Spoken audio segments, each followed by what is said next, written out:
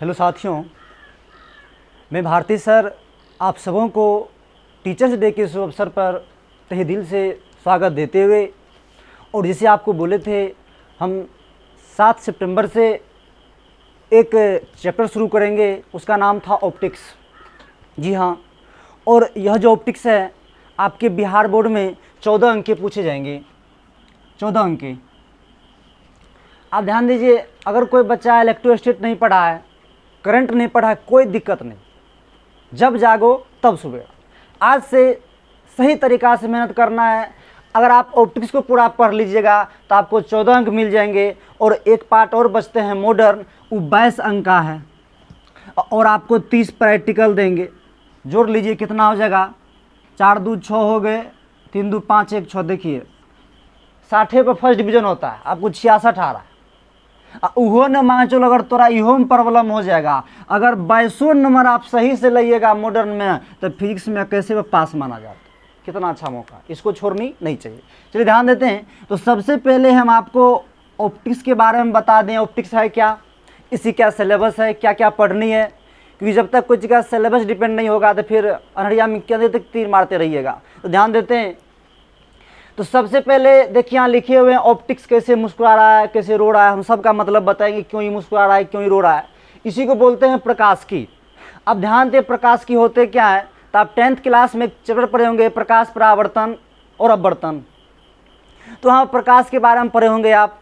अब यहाँ पर ध्यान से देखिए, ऑप्टिक्स जो है ना, एक भौतिकी की वह शाखा है जिसमें हम लोग प्रकाश ऊर्जा के बारे में अध्ययन करते हैं। उसे ही क्या कहते हैं, प्रकाश की कहते हैं। तो प्रकाश ऊर्जा, देखिए प्रकाश भी एक प्रकार की ऊर्जा है जो हमें क्या करते हैं, कोई भी वस्तु को देखने में सहायता प्रदान करते हैं, उसको हम प्रकाश कहते हैं। तो आप ध्यान दीजिए, प्रकाश की हो गए जी, यह भौतिकी की वह शाखा है जिसमें हम लोग प्रकाश ऊर्जा के बारे में अध्ययन करते हैं, उसे प्रकाश की कहते हैं। अब यहाँ पर जो मेन थीम है इस चैप्टर का, ऑप्टिक्स में जो समस्याएं आए हैं, विभिन्न प्रकार के वैज्ञानिकों अपना मत दिए हैं, उसके बारे में लेक्चर सुन लीजिए, तब सारा चीज़ लिखा करके इसका सिलेबस जो आपको ड्रॉ करा देंगे। तो ध्यान दीजिए, एक फेज है 1600 से 1700 का फेज है, और इस फेज में एक वैज्ञानिक आते हैं, सर आइजैक न्यूटन जी।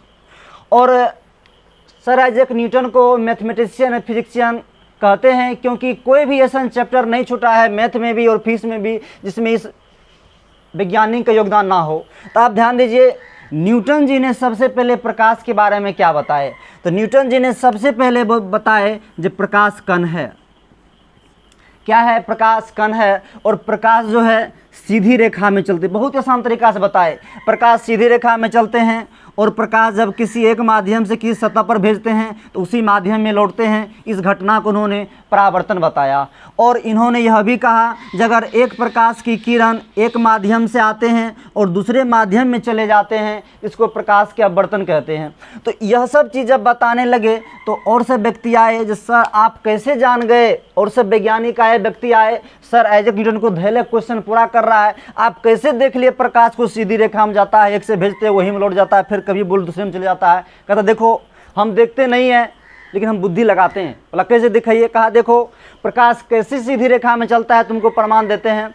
तुम क्या करो, अब अंधेरे में प्रकाश जलाइए, और आगे में जब अपना हाथिया दे दोगे तो देखना जितना दूर तक हाथ रहता है उतना दूर का छाया होना बनता है। इससे प्रमाण यह होता है जब प्रकाश सीधी रेखा में चलता है। अगर सीधी में नहीं चलता तो अन्य से प्रकाश मारता, अन्य से मार करके उसको मतलब जो काला था उसको व्हाइट कर देते। तो इससे प्रमाण होते हैं जो प्रकाश सीधी रेखा में चलते हैं। इतना बात बोलने से काम नहीं चले, एक और इसी का मित्र था हैगेंस जी।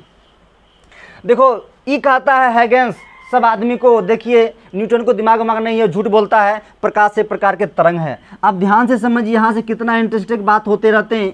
ये कहते हैं, हैगेंस जी कहते हैं नहीं प्रकाश तरंग है। तो आप ये भी पूछता है आप कैसे जानते हैं प्रकाश तरंग है। तो ये उससे क्वेश्चन करता है, जो तुम लोग तो सब आदमी पत्ता देखे ही होंगे, वृक्ष के पत्ता देखे ही होंगे।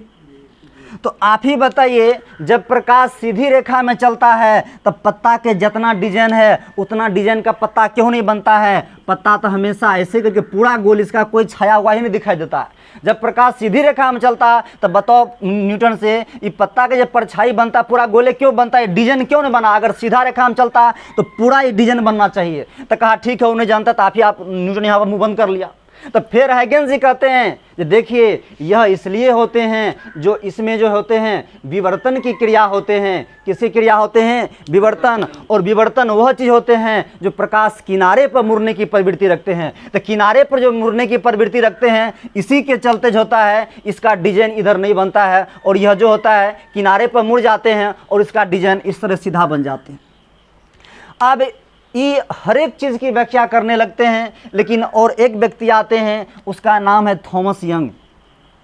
थॉमस यंग जी भी इस बात का सपोर्ट करते हैं और कहते हैं देखिए बात सही है, लेकिन इन्होंने जब इससे पूछा तो कहा देखिए एक बात तो एक्सेप्शन हो सकता है, हर चीज़ में होता है, लेकिन थॉमस यंग जब आते हैं तब उन्होंने कहते हैं हमको यह बता दो पानी की बुलबुला चमकीला क्यों नजर आता है। और जबकि न्यूटन साहब ने बताए थे कण, तो कण का गुण लेके चलता है, तो यह चीज़ को फॉलो नहीं करते हैं। तो कहते हैं देखिए ये सब कोई बात नहीं है, लेकिन थॉमस यंग जी कहते हैं प्रकाश में व्यतिकरण की क्रिया होती है, और यह व्यतिकरण के कारण ही प्रकाश मतलब जो साबुन के जो बुलबुले होते हैं वह चमकीले नजर आते हैं।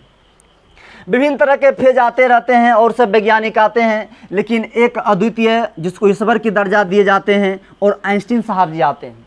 अब आइंस्टीन जी कहता है, आइंस्टीन जी का फेज आते आते लगभग 1900 का फेज होते हैं, और यह सब होते हैं 1800 1600 की सब बीच में सब वैज्ञानिक आते हैं। तो आप 1900 के फेज आते हैं, और इस फेज में एक वैज्ञानिक आते हैं सर आइजैक न्यूटन जी। आप इससे पूछते हैं बताइए आप किस तरफ हैं, कण तरफ हैं कि तरंग तरफ है? आप ध्यान दीजिए, अब ज़्यादा वैज्ञानिक क्या कर रहे थे, इस तरंग को ही फ्लो कर रहे थे। तो आप वैज्ञानिक आते हैं सर आइजैक न्यूटन जी, कहते हैं बताइए सर आप किधर है, कण की तरंग? तो जब कोई जोर से फटकारता है, कहता देखो प्रकाश कण ही है। कहता कैसे कण है? तो कहा देख लो बाबू तुमको हम बताते हैं। एक प्लेट आप ले आइए, एक प्लेट ले आते हैं, और इस पर जो हम कोई प्रकाश की किरण को भेजते हैं तो यह इस तरह से इधर फेंक देता है, ऐसा क्यों होता है? तो कहा देखिए आप जो पानी में कोई गेंद को फेंकते हैं, अगर तरंग रहता तो पानी में पत्थर फेंकते तो वो तरंग ही गेंद को बाहर करता, लेकिन ऐसा नहीं होते हैं। आप कोई भी पत्थर लेकर के कण को उस गेंद पर मारते हैं तब वो गेंद आगे जाता है। तो वही बात है, प्रकाश भी एक कण है, और ये छोटे छोटे कण के सूक्ष्म कण को हम फोटोन कहते हैं। ध्यान दीजिएगा, बहुत ही इंपॉर्टेंट चीज़ है। यहाँ पर आपसे पूछेगा जो प्रकाश के छोटे छोटे कण होते हैं और वंडल के रूप में चलते हैं, तो छोटे छोटे कण को क्या कहते हैं? फोटोन कहते हैं। और यही फोटोन जो कण होता है तो एक कण को मारता है तो आगे जाता है, कण को मारते मारते आगे आता है, और इसी क्रिया को प्रकाश विद्युत प्रभाव कहते हैं। ध्यान से समझते हैं, प्रकाश विद्युत प्रभाव, प्रकाश विद्युत प्रभाव कहते हैं। और मॉडर्न में एक चैप्टर आएंगे प्रकाश विद्युत प्रभाव, हम स्पेशल आपको पढ़ाएंगे।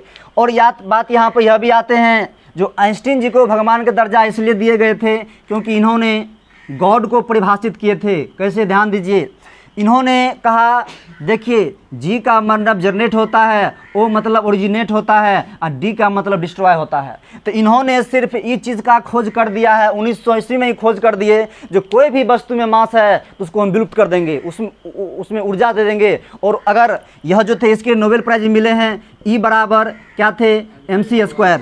इसके लिए इन्होंने इसको नोबेल प्राइज मिला है। कहा देखो कोई भी वस्तु में अगर मास है तो उसमें हम एनर्जी दे देंगे, और यह चीज़ की खोज हो गए पूरा। अब वैज्ञानिक अभी तक ये दोनों में खोजने के लिए लग गया है। ओरिजिनेट का मतलब यह होता है तुमको बोलेंगे मेरे हाथ पे 1 kg मिट्टी उत्पन्न कर दो, तुम कहीं से उठा के ला सकते हो, मेरे हाथ उत्पन्न नहीं कर सकते हो। तो ये चीज़, और ये हो गया ओरिजिनेट का मतलब यह हो गया जो कोई वस्तु का आप यह नहीं बता सकते कितना दिन तक जिंदा रहेगा। मरने का होगा तो कोई व्यक्ति 50 साल में मर जाता है और कोई व्यक्ति 5 साल में मर जाता है, तो कैसे हम निर्धारित कर सकते हैं? मान चलिए पूरा ऑक्सीजन लगल हॉस्पिटल में, कुछ भी लगल, लेकिन इसका जाने के बारे में कोई नहीं रोक सकता है। तो ये दोनों का खोज जिस दिन हो जाएगा उस दिन मंदिर जाना लोग बंद कर देंगे, क्योंकि यहाँ पे ये सारा चीज़ हो गए, गॉड का डिफिनेशन हो गया। तो ये चीज़ का जो है खोज कर लिए हैं सर आइजैक न्यूटन जी बहुत पहले, लेकिन ये दोनों का खोज हो रहा है। खोज हो जाएगा तो मंदिर जाना बंद कर दीजिएगा। तो उसके बाद आते हैं बहुत सारे प्रॉब्लम होते, इतना प्रॉब्लम होते हैं, बताइए 1900 के फेज में जो विद्यार्थी फिजिक्स पढ़ता होगा कितना वो कण पढ़ता होगा कि तरंग पढ़ता होगा। तो फिर यहाँ पे एक मैक्सवेल साहब जी आते हैं और सबको फटकार लगाते हैं, कहते किसमें तुम लोग लगे हो, प्रकाश तरंग ही है लेकिन इसमें एक स्पेशल तरंग है, इसका नाम है विद्युत चुंबकीय तरंग है। अब यहाँ भी सब आते हैं तो कुछ गुण का फ्लो कण में जाते हैं और कुछ गुण का तरंग में जाते हैं, कोई स्पेशल नहीं बता पाते हैं। इस सब को लो बना देता है डी ब्रोगली साहब और यही नोबेल पहले के चले जाते हैं, कहते शांत रहो, सब तुम पूर्वक हो, कोई बात नहीं है। देखिए प्रकाश जो होता है, प्रकाश में कण का भी गुण होता है और तरंग का भी गुण होता है और इसी को प्रकाश की द्वैत प्रकृति कहते हैं। तो आप बताइए 1900 के फेज में जब साइंटिस्ट पूछने लगे आप क्या पढ़ें और क्या करें, तरंग माने कि कण माने, कहा देखो कोई बात नहीं, सोम मंगल बुध हम कण के तरफ है, अब बृहस्पति शुक्र शनि हम तरंग की ओर है। अब रविवार का कोई मत पूछना क्योंकि रविवार को छुट्टी में रहने दो। बतिया बुझा ना, इतना समस्या आने लगे इंसान कुछ कण को भी पढ़ने लगे और तरंग को भी पढ़ने लगे और इसी दोनों गुण के कारण प्रकाश में द्वैत प्रकृति होती है। तो आपसे पूछेगा जो आधुनिक संकल्पना के अनुसार प्रकाश किस चीज़ को फॉलो करता है, कण को कि तरंग को कि दोनों को, तो आप दोनों को लेकर चलिएगा। बात समझ गए? बस यहीं से सिलेबस शुरू होता है, जो कण और तरंग माने हैं तय लकबा उस सिलेबस में आता है कण प्रकाश की रे ऑप्टिक्स, एगो है तरंग प्रकाश की वेव ऑप्टिक्स।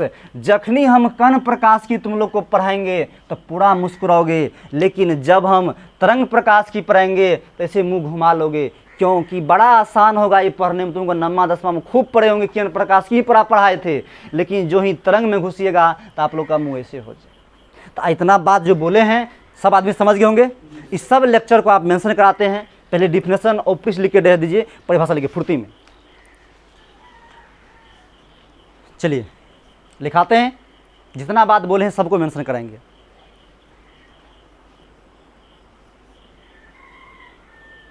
चलिए लिखते हैं, लिखिए भौतिकी की वह शाखा, भौतिकी की वह शाखा जिसमें हम लोग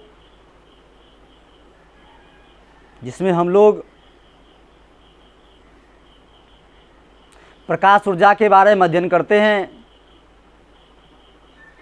इसमें हम लोग प्रकाश ऊर्जा के बारे में अध्ययन करते हैं।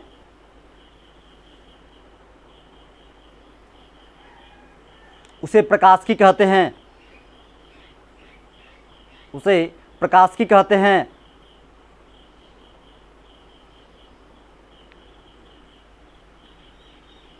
उसे प्रकाश ही कहते हैं।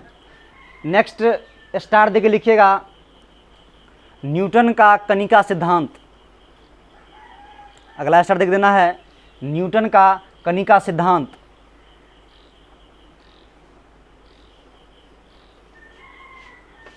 न्यूटन का कणिका सिद्धांत पहला पॉइंट लिखिए सब आदमी, थोड़ा फुर्ती में लिखना है। लिखिए न्यूटन महोदय ने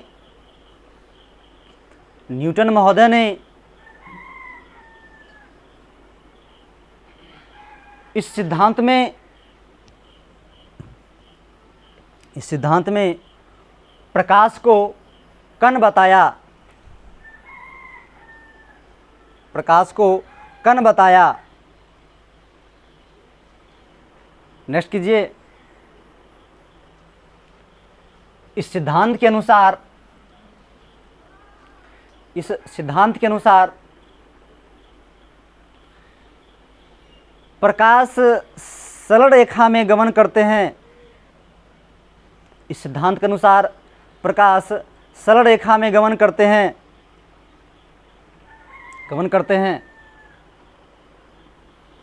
नेक्स्ट लिखेंगे, देखिए कण सिद्धांत से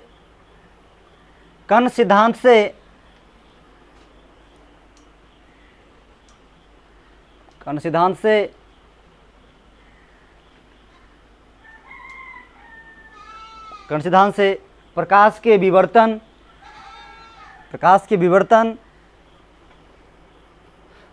व्यतिकरण एवं ध्रुवन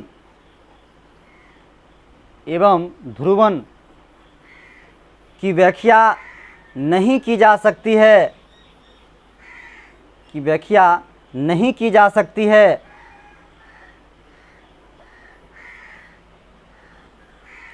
बात समझ गए ना सब आदमी। देखिए एक टॉपिक यहाँ बच गया था, ध्रुवन में जो है प्रकाश को अनुप्रस्थ तरंग बताया गया था। क्या बताया गया था? अनुप्रस्थ तरंग। और अनुप्रस्थ आपको पहले भी चीज़ें बताए हैं बीच तरंग में। और प्रकीर्णन देखिए क्या है, 10वां क्लास में टीचर अपना लोगों को पढ़ाए थे जो प्रकाश सीधी रेखा हम चलते हैं, लेकिन चुपके से यह बात भी बोल दिए थे जो लाल प्रकाश का तरंग दे। देखिए फिर तरंग दे, जब प्रकाश को वहाँ कण बताया तो लाल प्रकाश को क्यों बताया गया जब भैया इसका तरंग दे से ज़्यादा होता है? देखिए बात वहाँ गलती हो गई। तो कैसे होगी एक बात यहाँ पर सुनिए, ऐसा क्यों होते हैं ये देखिए। एक बात हम समझाने का प्रयास करते हैं, आप समझिए थोड़ा सा। देखिए प्रकाश को जो तरंग बताए गए तो लाल प्रकाश का तरंग सबसे ज़्यादा होता है, तो ये ज़्यादा डेग लेके चलता है। लेकिन एक प्रकाश होते हैं बैगनी, ये बहुत नज़दीक चलता है, ऐसे नज़दीक नहीं चलता है। और यहाँ पर कोई भी आप एक मान चलिए हम प्लेट ले लेते हैं और इसमें बहुत सारे कण दे देते हैं, तो बहुत सारे कण देते हैं तो आप ही बताइए ये जो गुजरेगा, तो बताइए ज़्यादा बार कण से क्या टकराएगा जी? ज़्यादा बार कण से ई टकराएगा, निचल का टकराएगा। तो वही बात होते हैं बाबू, जो लाल प्रकाश का तरंगदैर्घ्य जो ज़्यादा होता है इसका प्रकीर्णन बहुत कम होता है, तेल के लाल प्रकाश दूर तक दिखाई देता। और यह जो बैगनी होता है ये नज़दीक में ही रह जाते हैं, तेल का आसमान नीला दिखाई देते हैं, और इसी क्रिया को क्या कहते हैं? प्रकीर्णन कहते हैं। बात समझ में आया? चलिए नेक्स्ट स्टार्ट देते हैं, लिखिएगा हैगेन्स का तरंग सिद्धांत। नेक्स्ट स्टार्ट में देंगे हैगेन्स का तरंग सिद्धांत।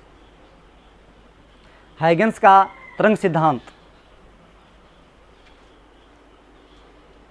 हैगेन्स का तरंग सिद्धांत लिखते हैं। देखिए हैगेन्स महोदय ने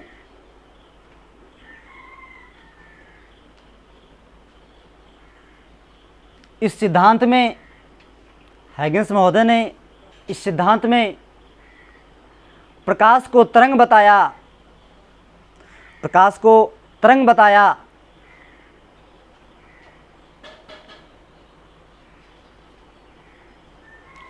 इस सेंटेंस को पूरा किए थे आप लोग, इससे पहले लिखाए थे? हाँ लिख लेते ना। चलिए नेक्स्ट में लिखिएगा, नेक्स्ट में लिखिए इस सिद्धांत के अनुसार, इस सिद्धांत के अनुसार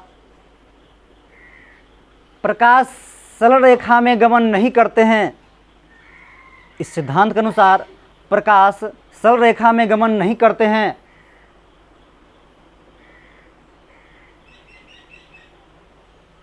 नहीं करते हैं, लिख लिए।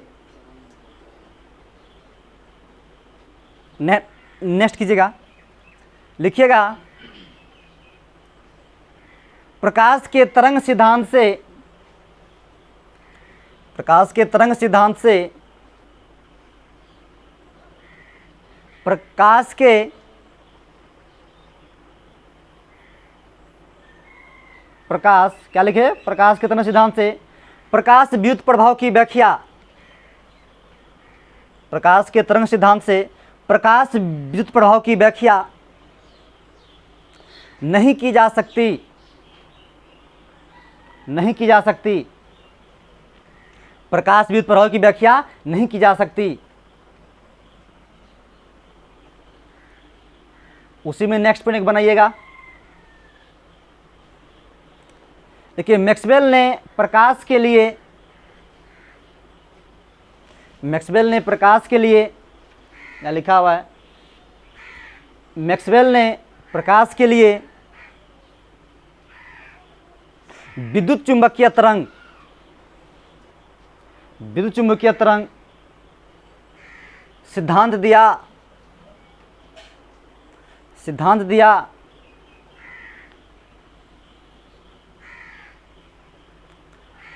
नेक्स्ट कीजिएगा, देखिए डी ब्रॉगली, यहाँ लिखा हुआ है डी ब्रॉगली ने प्रकाश के लिए द्वैत सिद्धांत दिया। प्रकाश के लिए द्वैत सिद्धांत दिया। प्रकाश के लिए द्वैत सिद्धांत दिया। द्वैत का मतलब कण का भी गुण होगा और तरंग का भी गुण होगा। बात समझ गए? आप बताइए, अगर आपसे पूछेगा आधुनिक संकल्पना के अनुसार प्रकाश क्या क्या हो सकते हैं, तो तरंग और कण दोनों गुण होता है। उसी मिनट में लिख लीजिए, जल्दी से लिखिएगा। आधुनिक संकल्पना के अनुसार, आधुनिक संकल्पना के अनुसार, आधुनिक संकल्पना के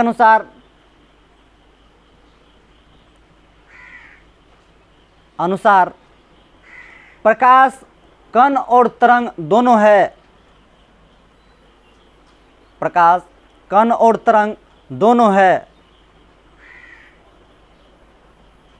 प्रकाश कण और तरंग दोनों है। स्टार देखिए, मैंने प्रकाश लिख के, प्रकाश बाबा आ रहा है, स्टार देखिए प्रकाश लिख के रह लीजिए, तो लिख लीजिए प्रकाश। लिखिएगा, लिखिएगा, लिखिए वैसा विद्युत चुंबकीय तरंग, वैसा विद्युत चुंबकीय तरंग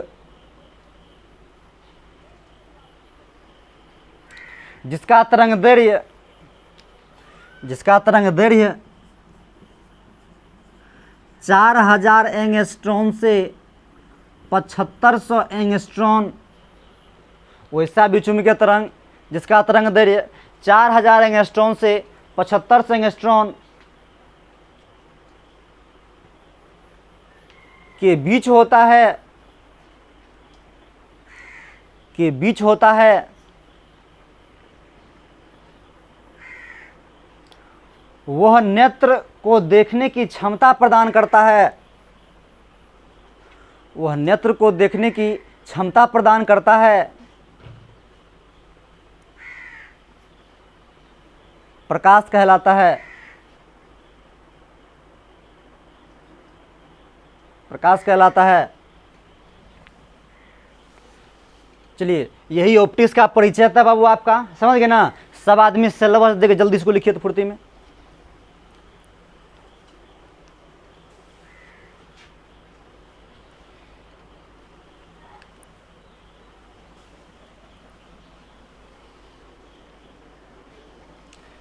चलिए, साथ में लिख लिए होंगे। तो अगला लेक्चर जब हम आपको लेके आएंगे तो आपको जो है हम कण प्रकाश की शुरू करेंगे और प्रकाश के परावर्तन और अपवर्तन को पढ़ाएंगे। तो नेक्स्ट लेक्चर के सवाल में तैयार रहिएगा। ओके, धन्यवाद।